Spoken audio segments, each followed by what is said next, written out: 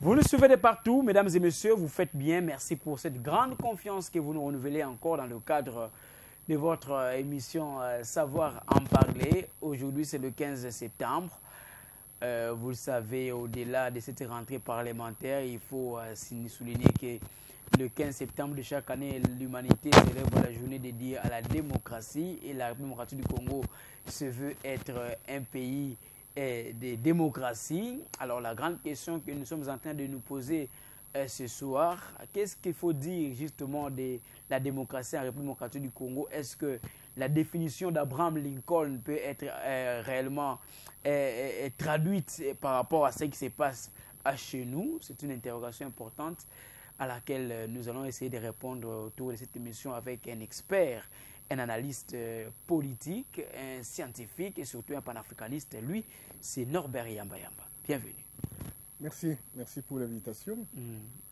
Je suis très heureux que nous puissions nous retrouver parce que la dernière fois, on a parlé des questions environnementales et voilà, ça a passé un peu de temps, on ne s'est pas vu.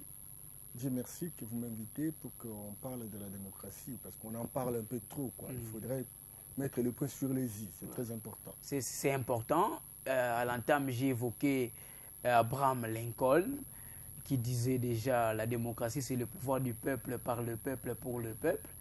Est-ce que s'il faut prendre à la lettre cette définition, on peut l'accommoder à ce que nous vivons chez nous, en République démocratique du Congo, de manière beaucoup plus claire et précise et surtout scientifique?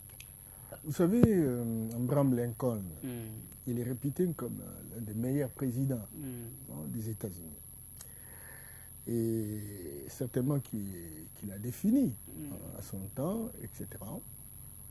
Et vous savez que Lincoln, il était dans les années 1800. À ce moment-là, c'était le début de la colonisation. Oui, les principes de base de la démocratie, demos, grec, signifie population. Demos, population. Kratos, le pouvoir. Le pouvoir. Ça, c'est un principe de base pour toute société. Démocratie suppose le pouvoir de la population. Ça, c'est le principe. Mais attention, chaque peuple organise son pouvoir en fonction de ses réalités, en fonction de son histoire, de son historicité, de sa géographie, de sa culture, de son patrimoine culturel. C'est très important. Et donc, la démocratie dont on parle, fondée sur la pensée, n'est-ce pas, d'Abraham Lincoln, ce n'est pas une démocratie africaine. Elle est fondamentalement occidentale. Elle porte des pièges. Alors là, ça traduit déjà le dernier aspect que j'ai évoqué quand je vous ai présenté en panafricaniste. Vous voulez déjà dire que dans la plupart des cas, ce sont des choses qu'on nous impose. Bien entendu. Des modes de vie, modes de gestion qui sont imposés surtout par l'Occident. L'Occident croit que sa civilisation est idéale. Ses valeurs sont universelles. Or, ce faux, c'est démontré aujourd'hui qu'il n'y a pas une civilisation universelle. Un grand savant contemporain qui est juif, en occidental bien entendu, Edgar Morin, nous parle dans le défi de la complexité que ce que vous estimez être vrai est vrai pour vous, peut ne pas être vrai pour moi. Et moi j'ai une autre vérité par rapport à ce que j'estime. Et les deux vérités peuvent cohabiter. C'est très important. Alors, venir avec une vision, une approche d'entonnoir, d'arrosoir, où on déverse, il n'y a pas de feedback, c'est pas correct. Ça, c'est la vision occidentale. Toujours Edgar Morin parle de la loi des deux vérités contraires. Sur un fait, on regarde la caméra, vous avez l'Occident a sa perception, l'Africain a autre perception. Mais chaque perception trouve son explication dans son environnement. La réalité, la contextualisation. La contextualisation ou la contingence de la réalité. Et malheureusement, l'Occident a cru avoir l'idéal civilisationnel, avoir une mission civilisatrice à travers le monde. Et c'est comme ça qu'en venant chez nous, certainement pour prendre nos ressources naturelles, eh bien, il nous amène des valeurs qui sont les siennes, mais qui deviennent des pièges chez nous. Des valeurs comme la religion. Là, vous rencontrez Julius Nyerere. Bien entendu. Il disait que nous ont appris à prier les yeux fermés. Et de l'autre côté, ils étaient en train de piller nos richesses. Bien entendu. Des valeurs comme l'éducation, des valeurs comme le système politique, la démocratie, etc. Et donc, la démocratie importée de l'Occident, cette démocratie ne doit pas réussir chez nous. Parce que nous n'avons pas la même culture que les Occidentaux. Dieu a créé le monde, il a créé les espaces. Ce n'est pas pour rien que quand vous croisez avec un Asiatique, qu'il soit de l'Indonésie, de Malaisie, n'est-ce pas, de la Chine, etc., vous comprenez que c'est un Asiatique. Il reste naturellement lui. Oui. Quand vous rencontrez, par exemple, un Arabe, malgré la multiplicité des pays arabes, etc., vous allez comprendre que c'est un Arabe.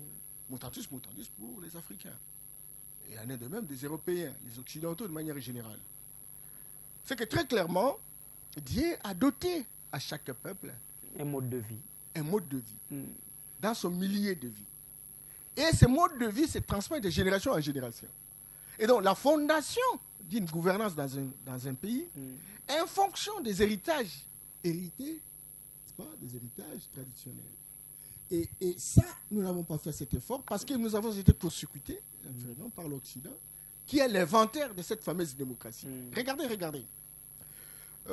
J'ai visité la mer, au niveau de La Rochelle, ici en France. Dans la promenade, on va nous montrer une grande maison construite en pleine mer. Cette maison, en dur, a été construite au XIIIe siècle. Et pourquoi? Simplement parce qu'il y avait la guerre entre les Autrichiens et les Français. Mais l'espérance de vie à l'époque, c'était 36 ans en France. Pourquoi? Simplement parce que le roi Louis XIII, comme le roi Louis XIV, imposait des travaux forcés à la population. Et ces travaux, vous vous rendez compte, il faut aller construire un truc comme ça en pleine mer, etc., des moellons, il faut les transporter, il y a eu trop de morts. C'est que très clairement, il y a eu une monarchie absolue, une dictature féroce.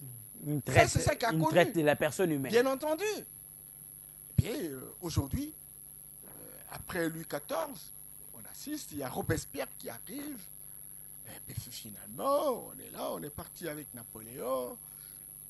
Et puis finalement, on est Première République, Deuxième, Troisième, Quatrième. Aujourd'hui, on est à la Cinquième République.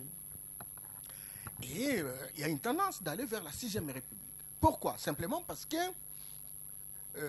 lorsque on met en place une approche, un mode de gouvernance, on essaie de temps en temps d'évaluer la performance. Là où ça a marché, là où ça n'a pas marché. Alors maintenant, on dégage les contradictions et on les corrige. Raison pour laquelle, il n'y a pas longtemps, Macron s'est retrouvé avec les intellectuels dans les différents secteurs de la vie pour réfléchir. Un débat des idées. Et c'est comme ça qu'ils disent, l'approche qui a été utilisée, elle est devenue obsolète, elle est dépassée, elle est démodée, elle est essoufflée. Il faut chercher un autre modèle. Ça, c'est le résultat de l'analyse des différentes contradictions. Alors, malheureusement pour nous, on s'approche seulement à ce que les autres ont fait. Bien entendu, ce que les autres ont fait, on ne se pose même pas la question de savoir est-ce que ce qui nous a été donné, ce que nous avons importé, est-ce que ça réussit ou ça ne réussit pas? Et on est là, en train de copier intégralement ce qui est venu de l'Occident. On veut dire, si en France, il y a un mandat de 5 ans, chez vous aussi, ça doit être il faut 5 ans, parce que pour être un vrai démocrate, il faut faire comme la France. Et tous nos constitutionnalistes deviennent des petits perroquins, c'est sur ça, autour des droits gréco-romains. Or, nos ancêtres, avant que les Occidentaux n'arrivent, avaient leur mode de gouvernance. Alors, c'est la question. Leur ordre social, avaient un droit. C'est la question que je voulais poser. Est-ce qu'on ne rencontre pas certains comportements ou aspects de gestion de nos ancêtres qui s'accommode justement avec certains aspects aussi que l'on retrouve dans la démocratie telle qu'imprimée par l'Occident. Parce qu'on ne va pas dire que la démocratie en soi a commencé seulement avec eux. Non. Nous, on a vécu 200, 300 000 ans. L'Occident, l'Europe, les Blancs, il y a 28 000 ans ou 40 000 ans tout au plus. Mais nous sommes là 200 à 300 000 ans d'existence.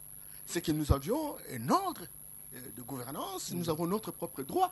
Vous savez qu'au XIIe siècle, avec Soudiata Keïta, au XIIIe, au Mali, pas le Mali actuel, à l'époque, c'était l'Afrique. L'Empire du Mali. Voilà.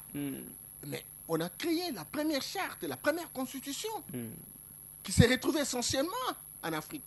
On appelle ça Kurukufuga, une charte de 44 articles, où se ressourcent naturellement beaucoup d'autres spécialistes, des chartes mondiales, etc., en droit de l'homme. Nous avons existé. Le grand malheur, c'est quoi? C'est que le système éducatif qui est le nôtre pousse nos juristes à ne regarder que ce qui s'est passé en Occident. Or, le contexte occidental n'est pas adapté par rapport à notre contexte. L'âge culturel, je vous donne un exemple. En 2006, on organise les élections. Moi, j'étais observateur pour le référendum constitutionnel. Et puis bon, je suis dans le Bandundu, mais souvent quand j'ai rencontré les gens, les villageois, ils disaient non, nous allons voter Tshisekedi et Kizenga. Mais on va voter Tshisekedi et Kizenga, et pourtant c'était le référendum. C'est que très clairement, 99% de notre peuple ne connaissait pas les règles de jeu. Alors maintenant, on est embarqué dans un processus où nous n'avons aucune maîtrise. Et le résultat, c'est la catastrophe. Aujourd'hui, au lieu de faire un débat sur la prospérité de la République, un débat sur la lutte contre la pauvreté, c'est curieux, tout le monde est dans la CENI, tout le monde est autour des élections, tout le monde ne propose rien. Et tout le monde parle de la démocratie. On est toujours dans la quête du pouvoir. Dans la quête du pouvoir, le positionnement. Parce qu'en fait, l'élite politique n'est pas éclairée pour apporter des alternatives. L'élite politique n'est formée que de diplômés acculturés. Diplômés acculturés. Des diplômés acculturés. Vous, les panafricanistes, vous vous attaquez trop à ceux qui considèrent aussi que certains principes proposés par nos amis de l'Occident sont aussi des principes qui sont fondamentaux et qui méritent aussi d'être des principes adaptés à la réalité, mais qui peuvent aussi faire l'objet d'intégration dans notre environnement. Mais encore que, il faut avoir sa propre fondation. Il faut avoir son enracinement. Il ne faut pas oublier notre propre culture. Non, pas oublier. D'abord la fondation. Ah, d'accord. Les racines, ce sont nos racines à nous. Et on fait juste un greffon culturel. Ce qui vient se greffer sur ce que nous avons. À ce moment-là, nous avons deux pieds sur terre. Parce qu'un arbre futile, un baobab. Lorsqu'il manque de racines, il tombe. Et donc, l'Occident voudrait que nous soyons ce que nous voudrait que nous soyons. Mais à qui la faute en ces moments-là? Bien entendu. Exactement, l'Occident le veut et il se bat. Ça veut dire, quand je dis il, je suis dans la syllèpse, c'est bas pour que finalement sa volonté soit vécue en Afrique, et apparemment c'est ce que nous sommes en train de vivre. Bien entendu, c'est comme pourquoi les panafricanistes émergent, et quand j'émerge, quand j'essaie de poser problème, vous dites non, vous refusez tout ce qui vient de l'extérieur. Or l'Occident est en train de tout faire pour nous déraciner complètement, nous désintégrer, nous désarticuler, pour que nous n'ayons plus des pieds sur terre et qu'ils s'amusent avec nous comme il le fait aujourd'hui. Vous voyez, donc c'est cela. Et nous disons, faites attention, Africains. Certainement qu'on peut importer des valeurs qui viennent d'ailleurs pour les endogéniser, mais il faut avoir sa propre fondation, il faut avoir son enracinement, il faut avoir son particularisme. À ce moment-là, ce qui vient de l'extérieur vient faire juste un greffon, un greffage. Et on peut bien monter, et les racines peuvent justement nous permettre de survivre. Mais lorsque vous voulez remplacer tout, comment pouvez-vous imaginer? Nos ancêtres ont vécu des millénaires. Ils avaient un mode de gouvernance. Nous avons eu des empires, des royaumes.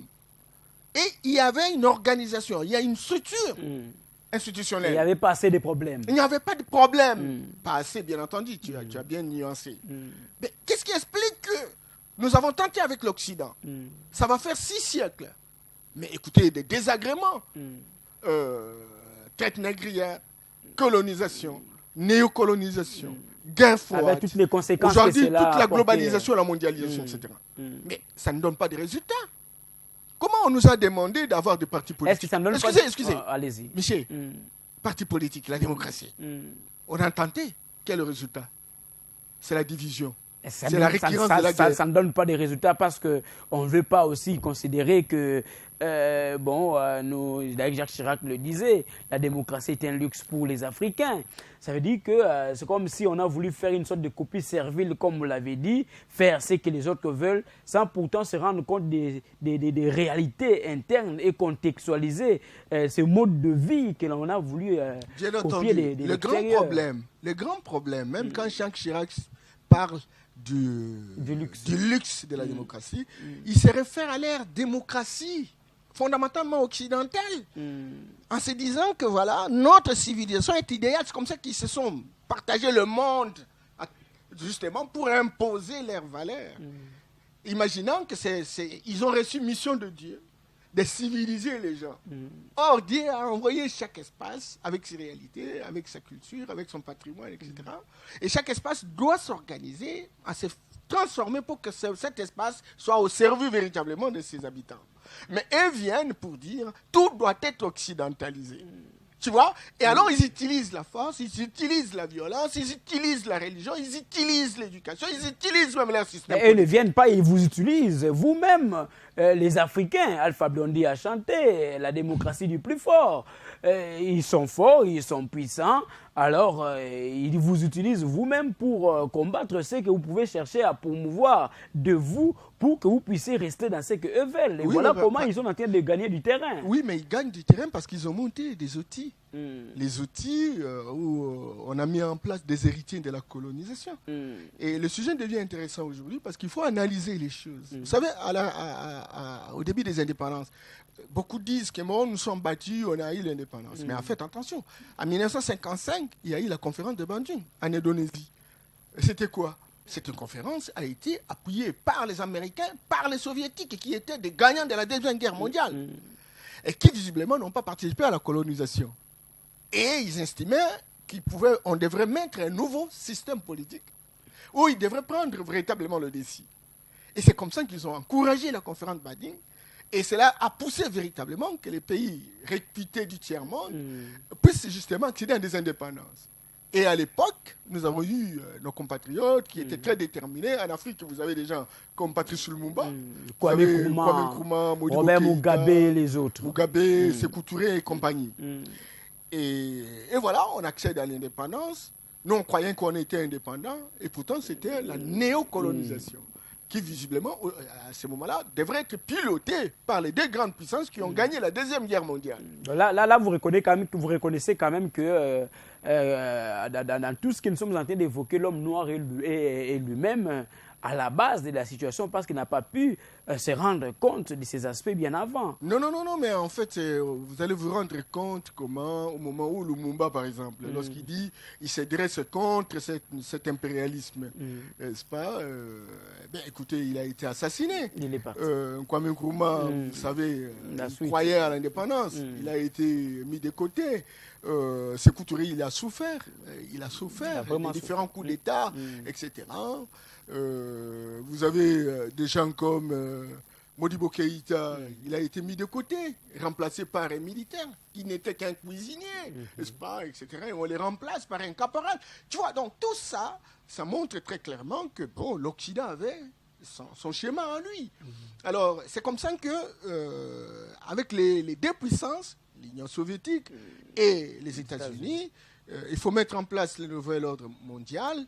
Et ce nouvel ordre mondial a poussé vers la guerre froide entre les deux grandes puissances. Mais qu'est-ce qui s'est passé? Dès lors que nos compatriotes, les champions de l'indépendance, commençaient à faire des résistances, parce qu'ils étaient vraiment nationalistes, ils ont crié aux indépendances. Or, ces indépendances-là n'étaient que des indépendances de façade. Alors maintenant, qu'est-ce que les puissances ont fait? Il fallait chercher des hommes forts. Les hommes forts, ces tirs se recrutent parmi les militaires. C'est comme ça que vous avez, déjà dans les années 63, vous voyez, on fait partir Sylvanus Olympio, vous voyez, Donc au Togo, des années 65, les Mobutu arrivent au pouvoir, on fait partir Kwame Nkrumah en 1966, on fait partir Modibo Keïta en 1968, etc. Ça a compté autant de coups d'État que l'on a observé naturellement dans beaucoup d'autres pays où on trouvait des nationalistes. C'est très clair que chaque homme fort devrait travailler au service des puissances d'argent. Et ces hommes forts, ce sont les Africains eux-mêmes. Les Africains qui sont des intendants. En fait. C'est là où j'ai dit que l'homme africain a été lui-même à la base de toutes ces situations que nous sommes en train de vivre parce qu'il pouvait aussi résister. Ceux-là ont trahi. Ceux qui ont résisté ont été... ils sont partis. Hors d'état de nuire. C'est comme ça que le Patrice est mort à 35 ans. On l'a assassiné de manière sauvage. Et aujourd'hui, on se plaît. Aujourd'hui, la République démocratique du Congo s'est dit fière de récupérer les reliques des Patrice Emery Lumumba sans pourtant donner encore de la voix pour dire que ceux-là qui se sont illustrés dans cette tuerie devaient exactement répondre aussi de leurs actes. Vous savez, Michel, j'étais en train de vous faire une analyse de la chronique. Allez-y. Cette étape des hommes forts, Mobutu a fait 32 ans. Il est parti. Il y a des mains, jusqu'à la continuité, c'est plus de 40 ans.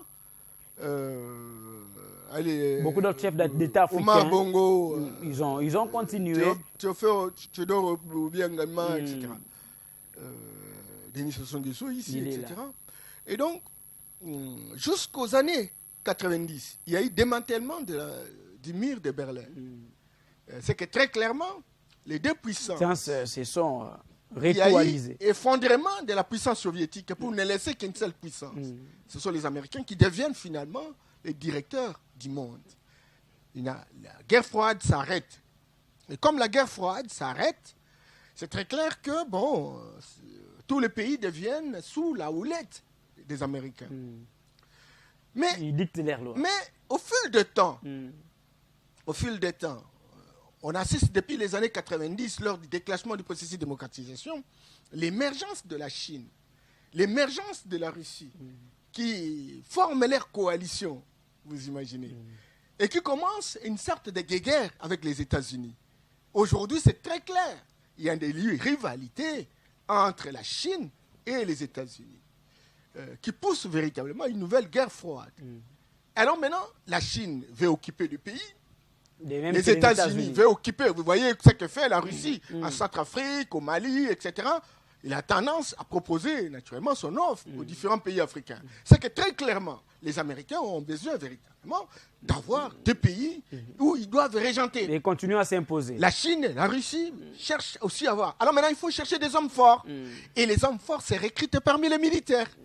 Pourquoi? Je vous ai dit. Là, vous allez déjà commencer à évoquer la Bien entendu, situation aujourd'hui, il y a plusieurs coups d'État. En Guinée. Bien entendu, il n'y a pas que la Guinée. Au Tchad, c'est un fils qui remplace son père.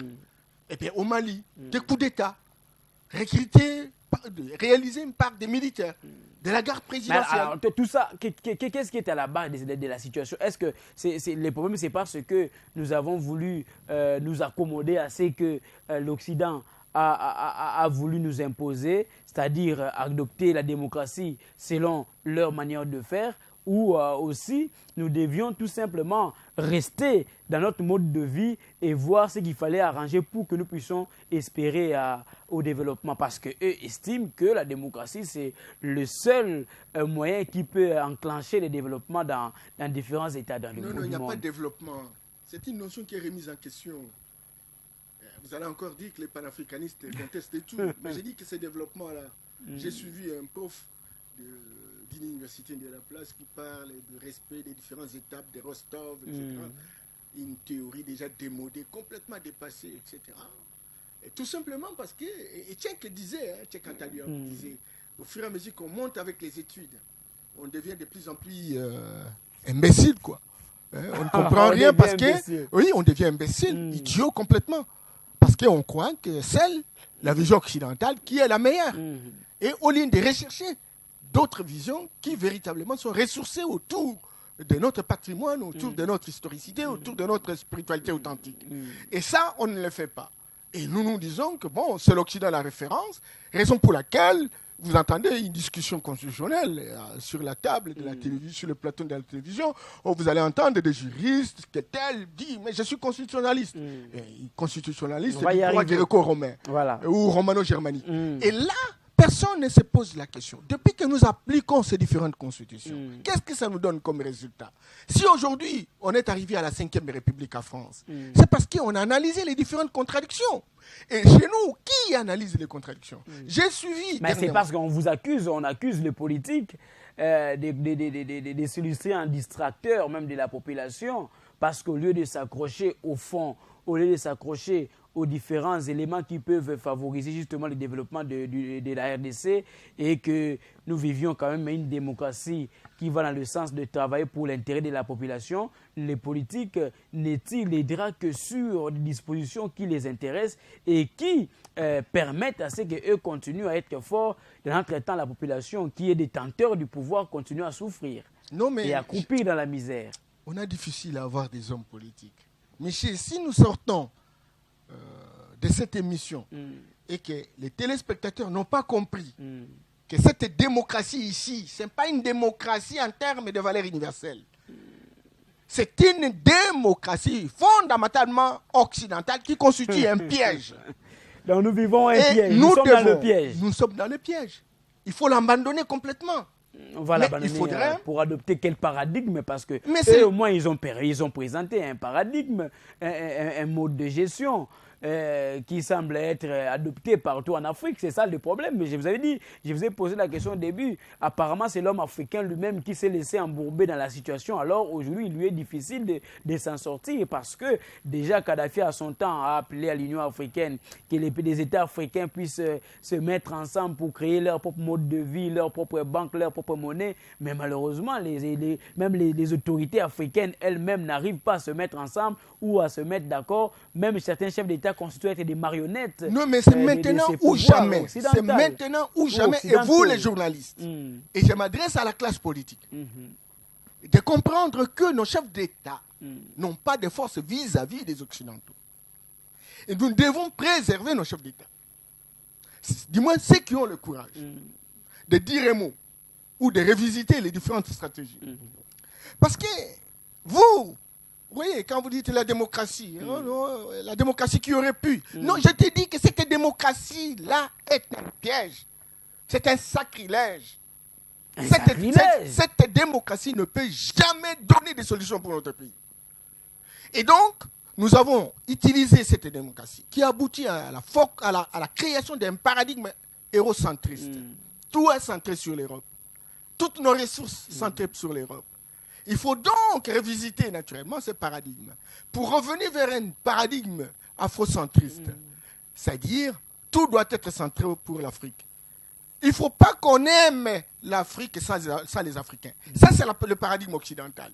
Et le paradigme africain, c'est l'Afrique aux Africains. C'est-à-dire quoi? C'est-à-dire, au lieu qu'ils viennent sur base d'une démocratie, nommer des intendants ou des commissionnaires à la tête des États, et donc, on nous laisse, nous, la responsabilité de fouiner. Est-ce qu'on doit vous laisser on doit vous laisser, si vous dites vous laisser, c'est parce que quelque part vous avez donné vous-même. Est-ce qu'on doit vous laisser ou vous devez prendre conscience, les Africains doivent prendre conscience de leur situation et agir pour réclamer ou encore manifester cette autonomie et agir en faveur de son propre développement. Mais c'est pourquoi nous on se bat. On se bat pourquoi? On ne sait pas pourquoi. C'est justement pour populariser ces idées. Ces idées pour que les Africains prennent leurs responsabilités.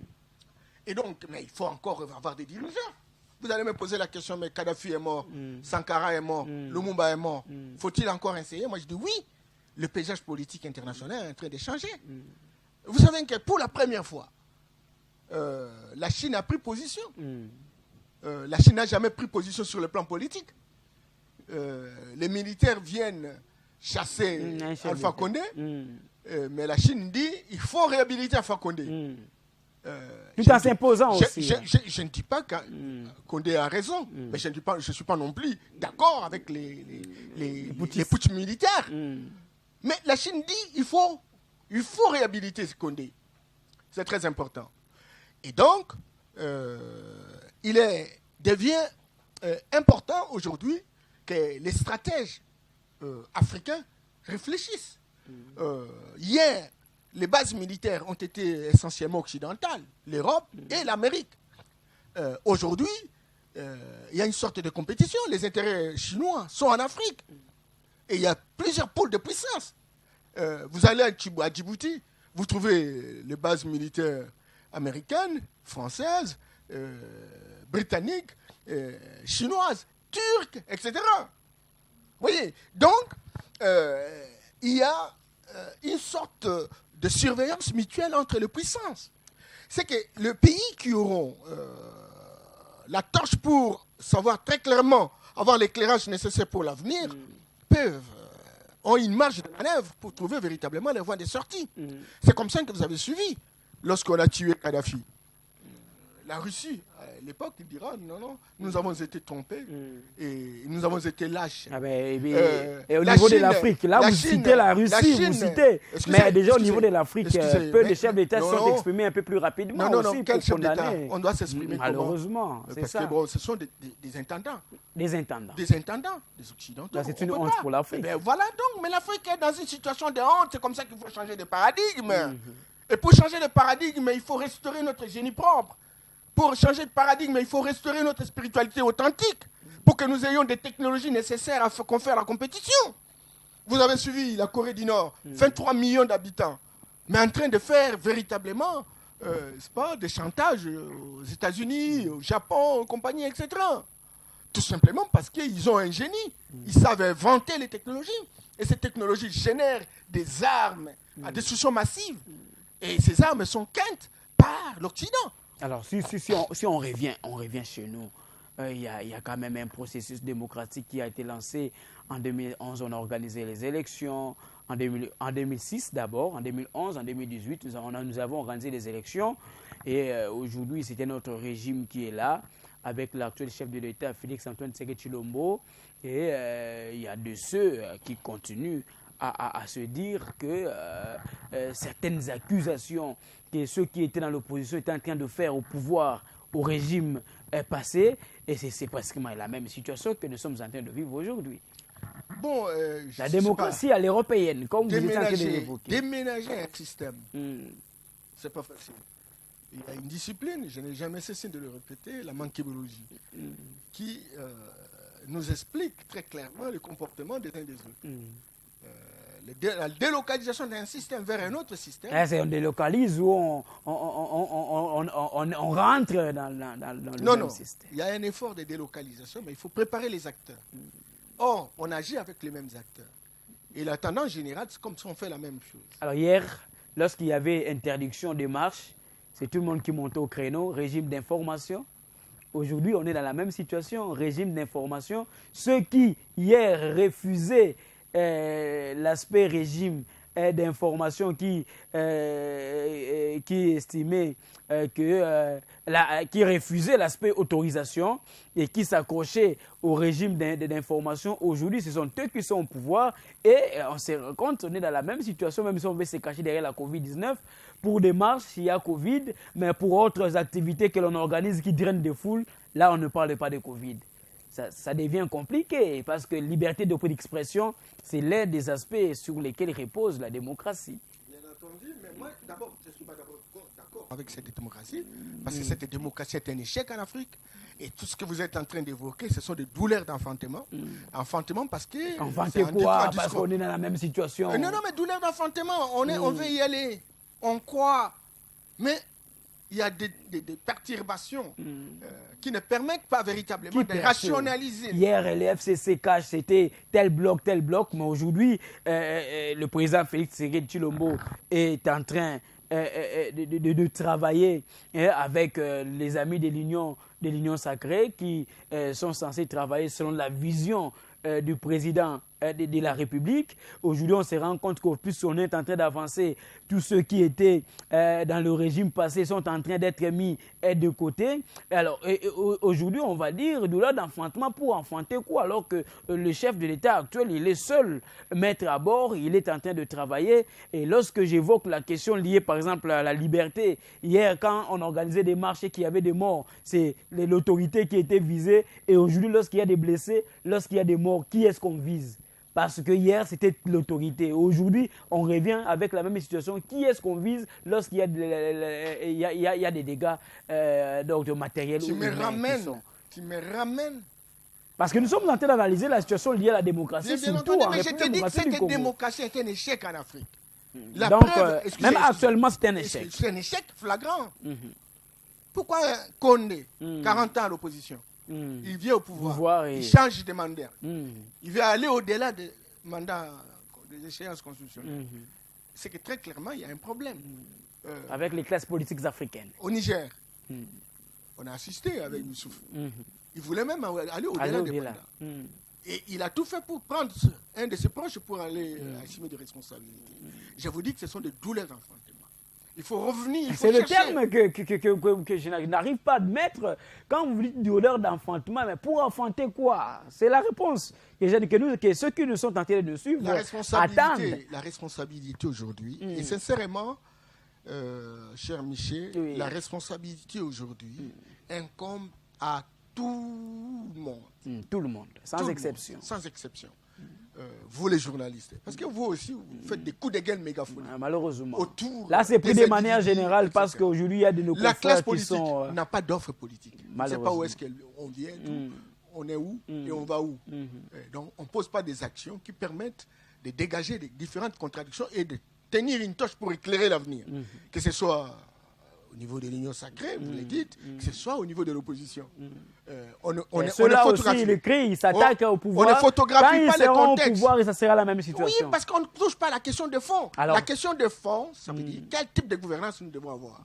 Est-ce que c'est cette démocratie aujourd'hui que nous avons importée? Moi, je dis non. On n'aura jamais, et ça, je suis radical, on n'aura jamais de solution avec cette démocratie. Mais si on tente de réfléchir par rapport aux héritages traditionnels de nos ancêtres, pour voir comment ils ont fonctionné.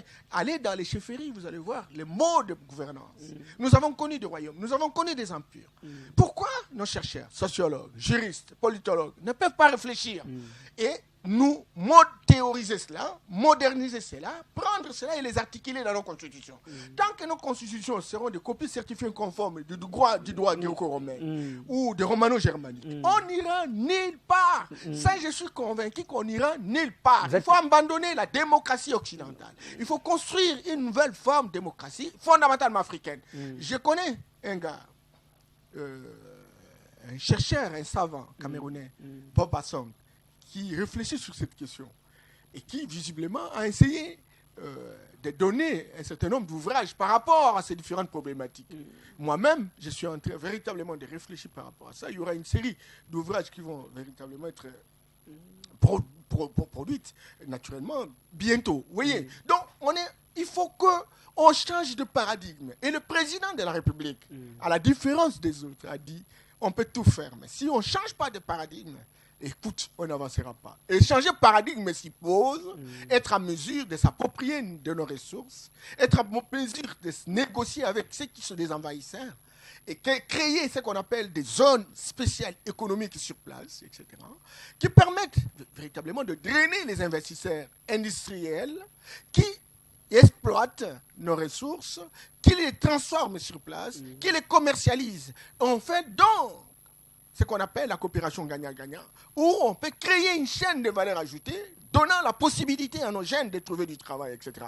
Mais tant que le paradigme reste hérocentriste, où tout doit partir chez eux, et ils ont des industries, ils transforment, ils commercialisent, ils créent de l'emploi pour leurs jeunes, écoutez, on ne changera pas. Mais la RDC est en train, sous l'actuel chef de l'État, d'avoir un regard aussi vers toujours ce même Occident. Est en train de négocier, parce que ça fait 6 siècles qu'ils ont mis... Négocier quoi exactement? Mais négocier. Mais le Brésil. Le Brésil, c'était un pays en difficulté comme nous. Mais il a su négocier avec toutes ces puissances d'argent, etc.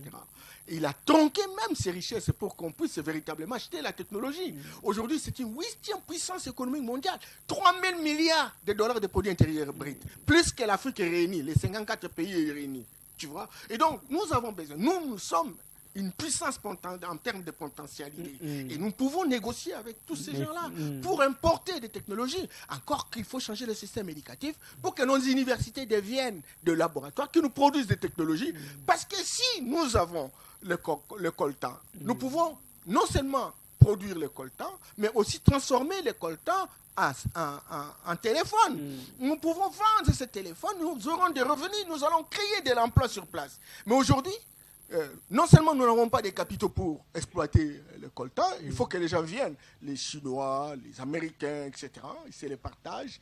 Et à ce moment-là, et quand on produit, c'est le brut et ça s'envache et à la fois chez les Asiatiques et chez les Occidentaux. Nous ne trouvons rien. Et donc nous n'avons rien. Vous avez suivi comment les Chinois sont dans ces différents sites avec le reportage dans le Foucault, etc. Mais écoutez, on ne connaît même pas quelle est la quantité produite, avec la complicité, mais bien entendu, de l'élite politique. De certaines autorités. Bien entendu. Et donc, ces autorités ont toujours été des intendants. Et trouvent leur compte, parce qu'ils n'ont pas un devoir de redevabilité vis-à-vis de la population. Et on a connu, pendant plus de 50 ans, comme ça, n'est-ce pas, des hommes et des femmes qui travaillaient pour leurs intérêts, mais devenant au service de l'Occident. Très bien, aujourd'hui, ce n'est pas la même situation que nous sommes en train de vivre. Non, parce qu'on voit aussi avec certaines institutions qui ne font que devenir des caisses de résonance. Quelle institution? Certaines obédiences politiques. Mais regardez, quand on dégage, le président est à Kolwezi. Moi, j'ai fréquenté Kolwezi plusieurs fois. Je connais les différentes entreprises qui sont opérationnelles. Et quand il dit que assez, les Congolais doivent être bénéficiaires, comment pouvez-vous imaginer, vous produisez plus d'1 million n'est-ce pas, de tonnes de cuivre mais les ou de populations cobalt, qui sont même riveraines. Il n'y a même pas une case construite. Et quand on dit ça, c'est une déclaration de guerre. Il faut faire attention. L'Occident n'a jamais accepté cela. Mais le président le dit. Et aujourd'hui, que ce soit l'élite politique, à l'opposition comme à la majorité, ne comprend pas le sens de ces discours. Mais la démocratie implique le respect de textes et des principes. C'est vrai que vous réfutez cette démocratie occidentale, mais dans un premier temps, nous sommes dans ces principes et ces principes doivent être respectés par tout le monde. Bien entendu, mais le grand problème, c'est que ces discours-là, la vision du chef aujourd'hui, est-ce qu'il est appréhendé par l'élite politique et sociale? Et quel est le travail qui a été fait pour que cette élite puisse... Mais c'est ce que nous sommes en train de faire pour dire que peu importe le chef qui arrive au pouvoir, si ce chef voudrait travailler dans le sens de restaurer les intérêts, les avantages de la population, il est ciblé comme étant un rebelle. Et en tout état de cause, il faut le mettre de côté. Donc il doit être soutenu et protégé par le sien. Il doit être protégé par la classe politique. Il doit être protégé par la population. Cette classe politique qui est vous avez suivi au Togo, en Guinée. Dès lors que la bauxite, la Guinée, c'est le 3e pays producteur de la bauxite. Un grand pays producteur de diamants, producteur de l'uranium. Mais le président dit, Areva qui exploite l'uranium au Niger et qui vient courtiser le président de la République avec la complicité, naturellement, n'est-ce pas, des anciens chefs d'État français. Et le président dit, niet. Un milliardaire français d'origine juive, lui aussi, qui avait arraché le contrat à l'époque de Lansana Côté. Le président dit il faut revisiter le contrat. Et alors, qu'est-ce qui se passe? Et donc, il monte un coup d'État contre le président. Mais la population qui ne comprend pas les enjeux se trouve dans les dièses populaires. Certainement qu'un Condé a commis des erreurs. Certaines erreurs, c'est là le problème. En augmentant le nombre de mandats, avec les conseils des Français aussi. Ne vous en faites pas. Mais c'est ça le problème. Mais on se rend aussi compte qu'avec nos chefs d'État africains, au début, ils sont les chouchous de l'Occident parce qu'ils sont soutenus par ceux-là. Et en C'est fin la de voie pour compte, arriver au quand pouvoir, ils se rendent compte qu'ils ne jouent jamais franc jeu et ils changent de position, à ce moment-là, c'est tard. La population est déjà envoyée dans une misère atroce. Ça, Michel, vous avez la responsabilité de faire comprendre à la population. Il est anormal que l'élite politique de l'opposition guinéenne connaît que Condé est en train de partir simplement parce qu'il a refusé de lâcher les contrats aux Français. Et que le Français monte un légionnaire qui a été comme militaire français. Et on conseille à Condé de le prendre. Parce qu'ils savaient ce qu'ils entendaient faire. Et on les robotise. Voilà. Et Condé s'en va. Et l'opposition, qu'est-ce qu'il dit? On est soulagé. Voilà. Ah bon? C'est méconnaître. Voilà. Vous êtes soulagé? Alors contextualisons le fait pour dire aussi que tous les chefs d'État africains, y compris la République démocratique du Congo, doivent prendre conscience et se dire et se rappeler toujours de l'histoire pour se dire véritablement que ces gens-là ne jouent jamais franc jeu. Tout ce qu'ils visent, c'est leurs propres intérêts. Bien entendu. Il faut que nous arrivions à coaliser en interne, que nous parlions un même langage. Ce langage doit être le développement et le bien-être du peuple qui seul est détenteur du pouvoir. Il y a trop d'abrutis fondationnels dans ce pays. Vous les voyez, je vous ai dit, ce sont des diplômés acculturés. Ils n'ont aucune maturité. En fait, il faut comprendre tous ces enjeux. Je retire ça, c'est trop fort. Mais je me dis qu'aujourd'hui, que ce soit l'opposition, que ce soit les acteurs sociaux, que ce soit la majorité, on devrait véritablement jouer au collectif pour permettre au président de la République d'avancer. Mais au lieu qu'on pose des questions de prospérité de notre pays, on pose des questions de lutte contre la pauvreté. Les gens sont en train de parler de la dépolitisation, les gens sont en train de parler de la CNI, etc. Des questions secondaires. Parce que tout tourne autour de ça, c'est la démocratie occidentale. C'est ça aussi. Ça, c'est la démocratie occidentale qui est piégée. Où on pousse tout le monde vous ne à avoir serez des jamais quêtes. tranquille, jamais à l'aise. Au lieu de penser développement, on ne pense qu'à la quête du pouvoir. Tout à fait. Et lorsqu'on a ce pouvoir, on oublie ce peuple. Je voudrais dire à notre peuple, parce qu'aujourd'hui, on est en train de fêter la journée, n'est-ce pas, de la démocratie. La démocratie d'aujourd'hui, c'est une démocratie fondamentalement occidentale. Cette démocratie, c'est un piège. Ça ne nous apportera rien. Et que l'élite politique, qui pense que la démocratie occidentale va changer notre situation, qui travaille aujourd'hui sur la CNI, qui est une formule qui a été inventée par l'Occident. Cette élite politique qui travaille pour les élections et qui ne voit pas que dans tel ou tel secteur de la République, les choses n'ont pas l'air d'avancer. Qu'est-ce qu'on a fait de la sécurité? Qu'est-ce qu'on a fait de l'éducation? Qu'est-ce qu'on a fait, n'est-ce pas, de la santé? Qu'est-ce qu'on a fait de l'alimentation? Qu'est-ce qu'on a fait de l'énergie? Qu'est-ce qu'on a fait, justement, de l'électricité, l'eau, compagnie, des routes, qui n'ont pas la photographie de la situation et qui ne font que demander essentiellement la dépolitisation parce qu'ils veulent véritablement prendre la position tout en sachant qu'ils étaient en Suisse, à Genève. Ils savent pourquoi ils ont été soutenus. Moi, j'avais entendu les gens dire, mais écoute, c'est pas tel qui a financé, c'est les autres. Qui sont ces autres? Quels sont leurs intérêts? Donc, tout le monde devait être robotisé. Tout le monde devait être intendant. Tout le monde devait être commissionnaire des Occidentaux. Il faut donc aujourd'hui qu'on comprenne. Nous sommes un grand pays avec de fortes potentialités. Nous avons besoin que quelqu'un qui est là, qui véritablement a la garantie d'une certaine popularité. C'est très important. Si tout le monde pouvait s'engager ensemble, avec lui, pour que, véritablement, on puisse débloquer la situation. Moi, je pense l'Occident aura compris. Et il y a aussi de ceux qui estiment qu'à tel ou tel autre aspect de la vie, ça ne marche pas. C'est des bonnes guerres que les gens revendiquent, c'est des bonnes guerres que les gens proposent une autre alternative. En démocratie, il ne faut pas que nous puissions adopter la seule voie. Vous revenez toujours en démocratie. Quelle démocratie et quel résultat? Mais c'est le principe qui nous régit maintenant et nous sommes obligés. En attendant que l'on puisse proposer notre paradigme, en attendant quand c'est vous qui devez pousser les gens. Vous êtes par exemple au cadre à l'UDPS, est-ce que vous arrivez quand même à amener ces genres de réflexions pour que l'on puisse arriver justement à réfléchir sur cet autre paradigme qui pourra enclencher finalement le développement de ce grand pays? Michel, tu es quand même observateur de la vie politique du Congo. C'est combien d'années, moi, je me bats? Je suis à la télévision plus de 34 ans. Et justement, avec cette vision. Et maintenant, vous êtes Avec au cette pouvoir. vision. Nous sommes au pouvoir, certainement. Mais je n'ai jamais cessé. Vous voyez comment j'interprète les choses. Et j'ai toujours même organisé. Vous voulez rester égal à vous-même, intact, c'est vrai, mais apparemment, alors acceptez que je dise que votre voix est minoritaire. Beaucoup dans votre parti ne réfléchissent pas comme vous. Si c'était le cas, on arriverait à cette réflexion pour que l'on puisse faire les choses autrement. On fait ces réflexions-là. Maintenant, il faut arroser, il faut populariser les résultats de ces réflexions. Mais il ne faut pas refuser aussi les raisonnements des autres. Attention, combien de fois on a tenté de déboulonner l'actuel chef de l'État, etc. Et la population s'est mise debout.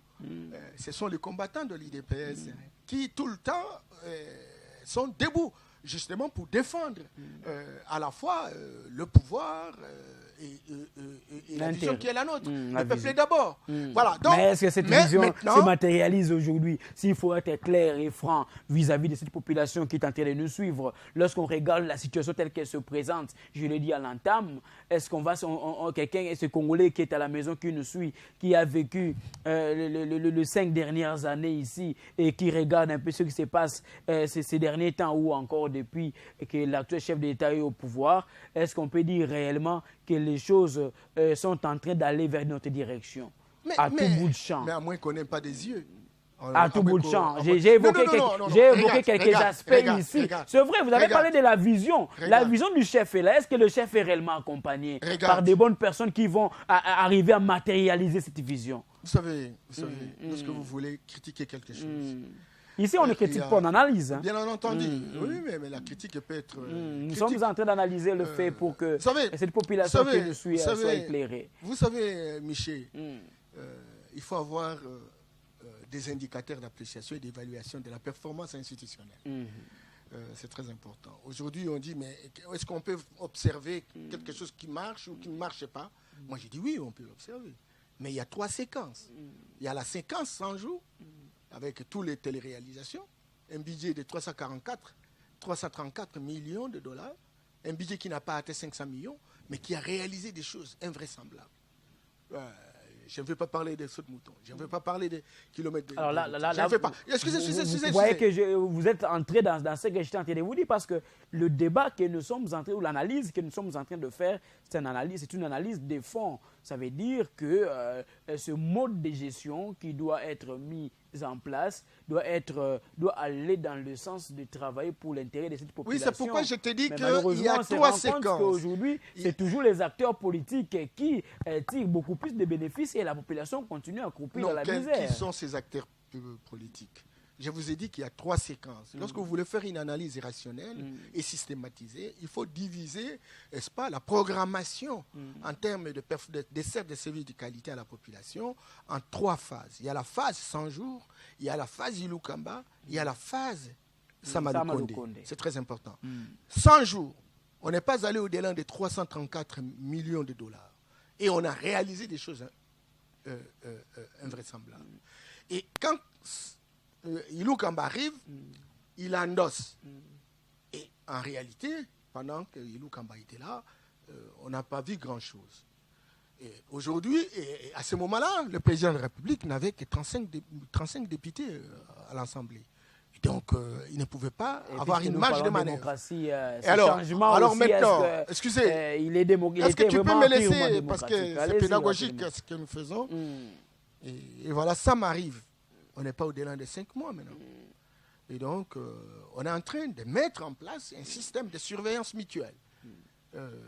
Ça fait plusieurs années que l'IGF a été mis en place. Aujourd'hui, et on sent qu'il y a une certaine pression bien entendu, qui s'exerce sur les mandataires et les gestionnaires, les ministres. Un ami qui me disait que dans notre société, on dort avec les stress de l'IGF et on se réveille avec les stress. Ce n'était pas ça. Les gens commencent à se poser 2 fois la question avant de poser un acte incontrôlé. C'est que déjà, un bon bondissement. Et puis, 4 millions d'enfants qui ont été bénéficiaires de la gratuité. Mais avec quelle qualité d'enseignement, c'est ça? Bien entendu, mais écoute, quand on ne commence pas, on ne commencera jamais.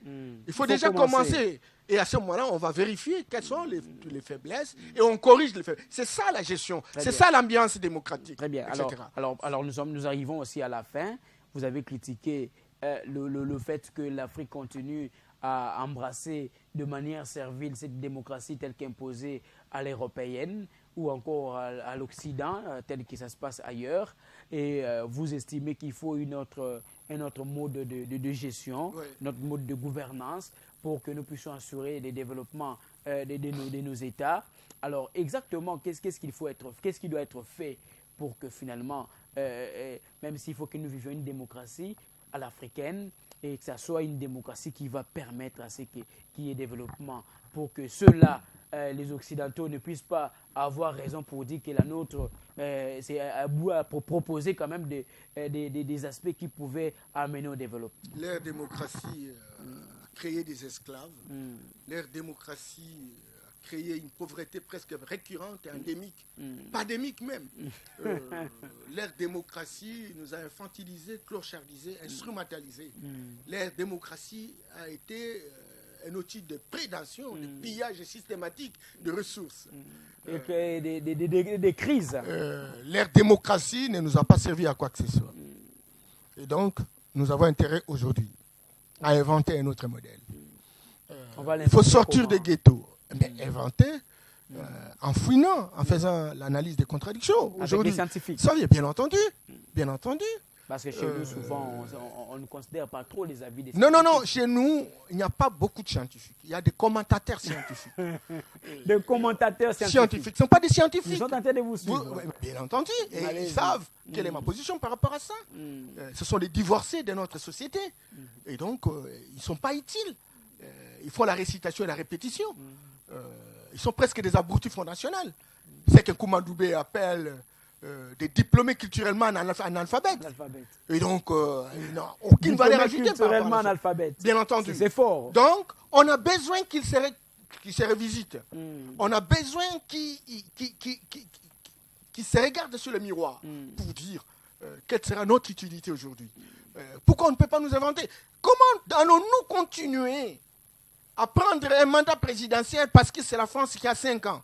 Or, la France a résolu un certain nombre de problèmes. Si on pouvait donner un président de la République, même 30 ans, mais on met en place des garde-fous. Ce genre de langage, on n'avait pas tenu ça lorsque Kabila était au président de la République. Mais on est en train de réfléchir. Ne m'empêchez pas de réfléchir. Je ne dis pas, je ne parlais pas au nom de l'IDPS. Non, je ne parlais pas au nom de l'IDPS. Je le fais comme penseur. Je suis en train de penser une nouvelle société. Alors, je me suis aussi posé la question, pourquoi ces penseurs, ces grands penseurs que vous êtes, n'avaient pas fait de telles propositions, de telles analyses quand l'IDPS n'était pas encore au pouvoir, pour penser, par exemple, qu'un chef d'État peut faire 30 ans au pouvoir, peut faire autant d'années au pouvoir. Non. Il ne faut pas me résumer comme ça. Non. Je ne vous résume pas. Il ne faut pas me faire sortir. Je vous pose la question pour que vous puissiez sortir exactement. Je ne peux pas être un fanatique. Non, je ne le serai jamais. Ça, on le sait de Norbert Yamba Yamba. Je me suis vraiment, aujourd'hui, regarde, j'ai des enfants. J'ai l'âge qu'il faut. J'ai une expérience concluante. Vous savez ma vie? Comment je l'amène? Un scientifique pour faire. Bien entendu, scientifique. Mais j'ai quel moyen? Tu vois? Mais j'affirme ma vision. J'affirme ma vision de lutte contre la pauvreté. Des solutions durables. Pas des solutions court-termistes. Pas des solutions ponctuelles. Pas des solutions sectorielles. Moi, je suis dans la recherche des solutions durables. Des solutions qui poussent à la solidarité intergénérationnelle. Et pour qu'il y ait solidarité intergénérationnelle, on doit inventer notre paradigme.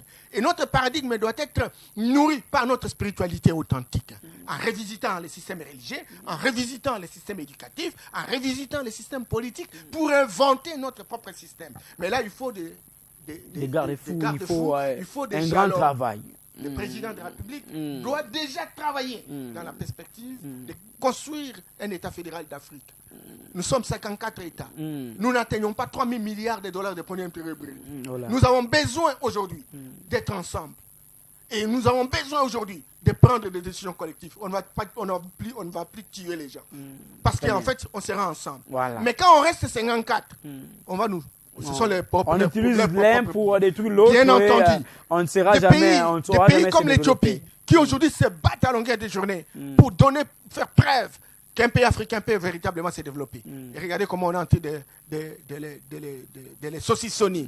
Donc, nous avons intérêt aujourd'hui, sincèrement, avec le président de la République, qui est un fin diplomate, et qui travaillent avec ces Occidentaux. Il faut travailler avec eux, mais il faut leur proposer des choses. On leur propose des zones économiques. On leur propose une coopération gagnant-gagnant. On leur dit que c'est plus important que, effectivement, on met en place des dispositifs où on se partage les bénéfices. Très bien. On met en place des dispositifs où on peut transformer les produits ici et on peut payer les taxes ici. Le Congo... Et avec ça, nos États vont tirer plus de bénéfices. Bien entendu, la jeunesse retrouvera son compte. Parce qu'on aura créé beaucoup de sociétés, etc. Parce qu'il est anormal de croire que, par simple déclaration, les gens vont trouver du travail. Non, il faut créer... Nous sommes arrivés à la fin. Des sociétés, mais il faut des industries, il faut la technologie, il faut revisiter les systèmes éducatifs pour quitter véritablement le ghetto où on a des commentateurs scientifiques, pour avoir de vrais scientifiques nourris par la spiritualité authentique qui génère un génie propre. Et ce génie propre va générer des technologies, va aller dans la direction des sciences fondamentales. Et ces sciences vont nous aider à affirmer notre leadership et conférer une compétition à l'international et affirmer véritablement notre détermination vers le développement. Et le vrai développement avec la vraie démocratie africaine. Avec la vraie démocratie africaine, pas cette démocratie copiée à l'européenne ou à l'occidentale. Ça s'appelle la démocrature. La démocrature, selon Norbert Yamba, analyste et penseur. Avec lui, nous avons eu à aborder une question importante liée à cette célébration de la journée dédiée à la démocratie. Et nous avons eu c'est du temps perdu d'ailleurs. Nous avons eu à analyser une thématique liée à la démocratie à la République démocratique du Congo. Je ne pense pas que c'est du temps perdu parce qu'il faut continuer à aborder ces questions. On trouvera toujours quelque part des personnes qui vont suivre. Ils ont créé un débat, un grand débat des idées en France pour regarder les contradictions et dégager véritablement les voies de sortie. On a besoin également que des universités comme Catholique, des universités comme Inikin, etc., nous organisent des grandes rencontres, des débats, des idées, etc., sous le houlette du président. Qui aboutiront à quelque chose. Sous le patronage du président de la République. Qu'on ne politise pas à la fin. C'est ça le problème. On commence bien avec les initiatives, mais enfin, c'est la politique qui prime et qui finalement, cette politique devient une distraction. Voilà. Ça n'est fini. Merci beaucoup, le penseur Norbert Yamba d'être passé dans Savoir en parler. Merci. Voilà, c'était vraiment Savoir en parler parce que vous avez pu vous exprimer en tant que panafricaniste et surtout pour aborder cette question liée à la démocratie. Merci beaucoup. Voilà, merci à... Une démocratie de façade. Voilà, merci à Job Bassaï, merci à toute l'équipe technique qui nous ont permis d'arriver jusqu'à chez vous. D'ici là, portez-vous bien, surtout restez fidèles à nos programmes. Le seul programme qui ne vous cause pas de constipation, la démocratie, il faut encore l'analyser parce qu'il faut un mode de gestion qui favorise le développement, qui favorise justement le fait que les Africains puissent évoluer, s'émanciper et surtout qu'ils puissent revenir à certains aspects fondamentaux liés à leur culture, à leur mode de vie tel que vécu hier, pourquoi pas avant-hier avec nos aïeux. Ça n'est fini, mesdames et messieurs. Prenez bien soin de vous. Au revoir.